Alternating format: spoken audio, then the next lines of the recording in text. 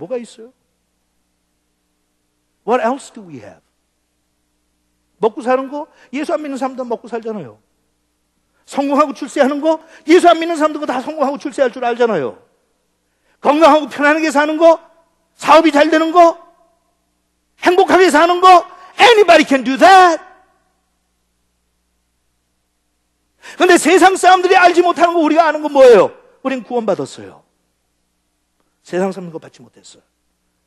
우리는 하나님의 자녀가 됐어요. 그런데 거기에서 끝나라고 하나님이 주신 게 아니라 의도적으로 목적이 있어서 우리를 부르셨다고요. 엄마 뱃속에 있을 때부터. 왜? 그리스도를 이 땅에서 전하라고. 여러분들이 살고 있는 삶의 현장에서 하나님께서 주신 메시지를 전달하라고. If you have a message.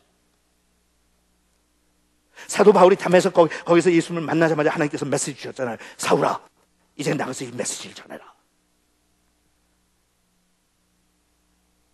우리가 예수 믿는 그 순간, 그 당시에 내가 의식적으로 알고 있었던지 잠재의식 속에 있었던지 무식해서 몰랐던지 상관없이 하나 주신 분명한 것은 하나님께서 우리를 택하시고 하나님의 자녀로 영원한 나라에 들어갈 수 있도록 죄값을 다 하나님께서 지불하시고 우리를 구원하신 것은 한 가지 목적밖에 없어요. 그는 당신이 사는 삶의 현장에서 예수를 전하라고 메시지를 주셨어요.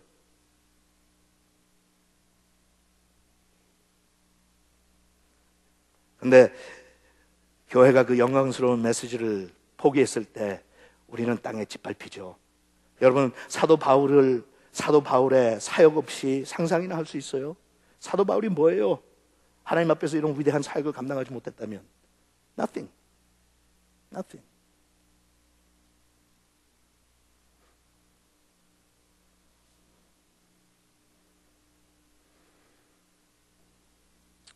그래서 하나님께서 사도 바울의 회심, 그게 회심이에요.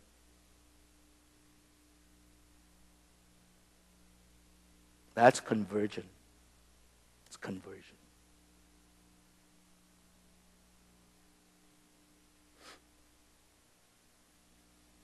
그 결과 어떤 일들이 일어났는지 그냥 제가 여기 세 가지 지적했어요. 첫째, 이방인에게 복음을 전하는 선구자가 됐어요. 너무 지나친 과장된 표현이라고 볼 수 있지만 사도 바울이 없었으면 우리에게도 복음이 없었어요. 사도 바울이 이방 사람들에게 복음을 전한 것이 결국 우리 대한민국에 있는 우리한테도 복음이 전달됐고 미국 와서 사는 이민자들에게 복음이 전달된 거예요.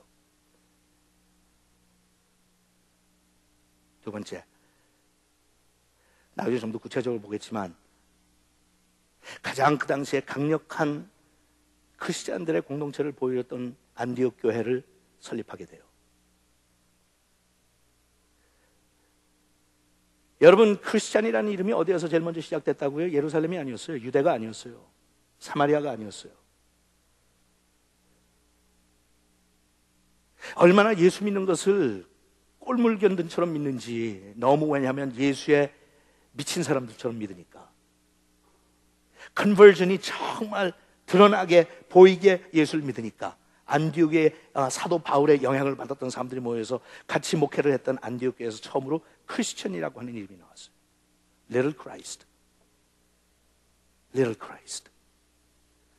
여러분들이 알다시피 그 당시만 해도 기독교인, 크리스천, 성도 이런 것들이 주위에 있는 사람들에게 칭찬거리나 존경을 상징하는 의미로 불려진 거 아니에요. 무시당하고 멸시당하는 거에서 에이 저것이 것들 미친놈들.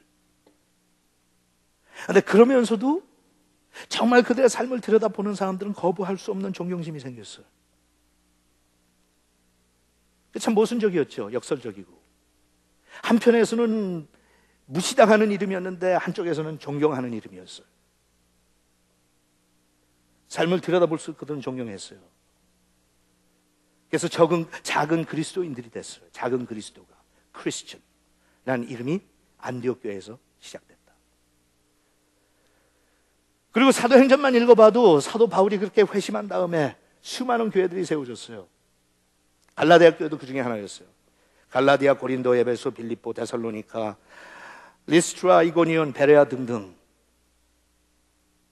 사도 바울 한 사람의 회심으로 하나님께서는 이렇게 역사하신 거예요.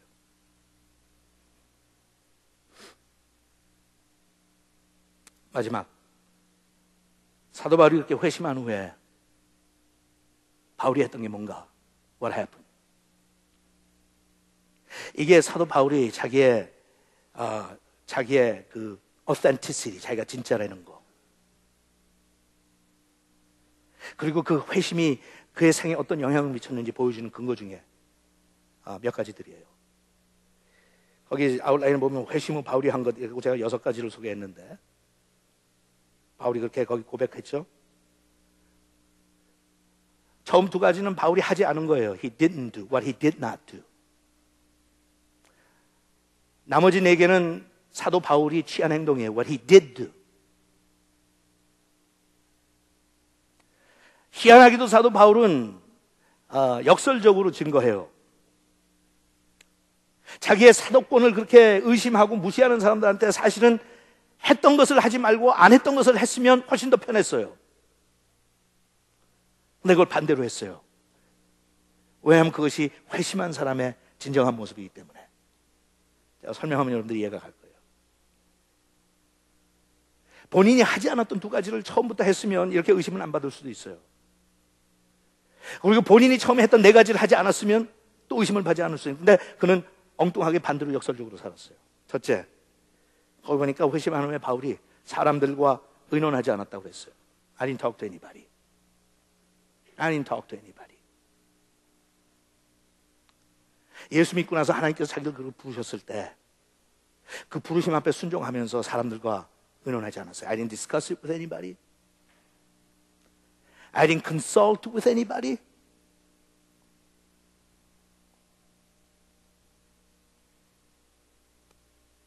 왜냐하면 사람들하고 이야기하면 잡념밖에는 들어오는 게 없고 사람들하고 얘기하면 세속적인 이야기밖에 듣는 게 없으니까.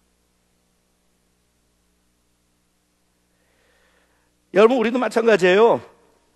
너무 주변에 사람들한테 신경 쓰고 사람들의 말 들어요. 이 말씀 들으세요. 거듭나고 제대로 복음의 능력을 체험하는 인생을 살고 싶으세요? Pay attention to this. Not what somebody says.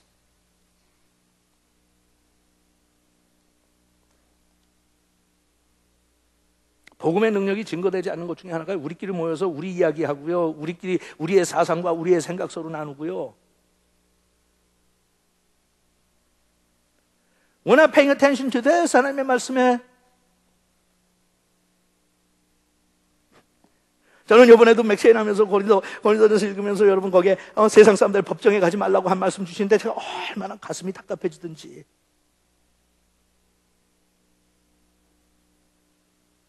하나님께서 그러죠. 성령 받은 너희들 가운데 그렇게 지혜로운 자가 없더냐? 너희가 세상을 심판할 사람들인데 세상 법정에 서갖고 세상 판사들의 그 사람들의 판결을 받아 창피하지도 않냐?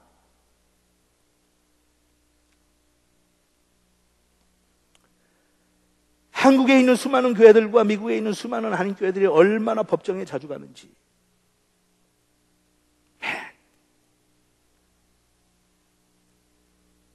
남의 일 같지 않더라고요. 고린도전서 읽으면서 가슴이 얼마나 답답해지는지. 세상 사람이 그 꼴을 보면서 뭐라고 할까? No wonder. No wonder. 우리의 메시지에 관심이 없지. 지네들끼리 모여서 사랑한다, 뭐한다, 떠들던 것들이 치사한 거 가지고 법정에 가지고 재산 싸움하고 교권 싸움하고 하는 걸 보면서 야, 니네들 하는 꼴을 보려고 내가 못하게 너무나도 당연하지. 개독교지. 말이나 말지.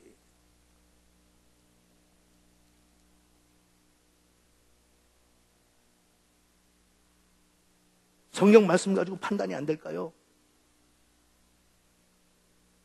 교회가 분쟁하고 싸우면서 성경 말씀 가지고 거기에서 해결책을 찾을 수가 없을까요? 그러면 성경 못하러 믿어. 목사들은 못하러 신학교 다닌 거야.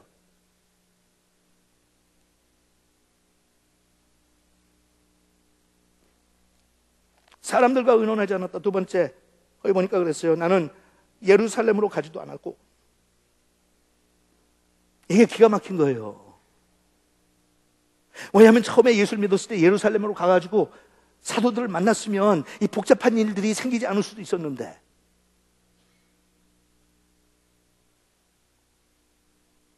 하나님의 사람들이었지만 예루살렘 교회와 사도들한테 공인받을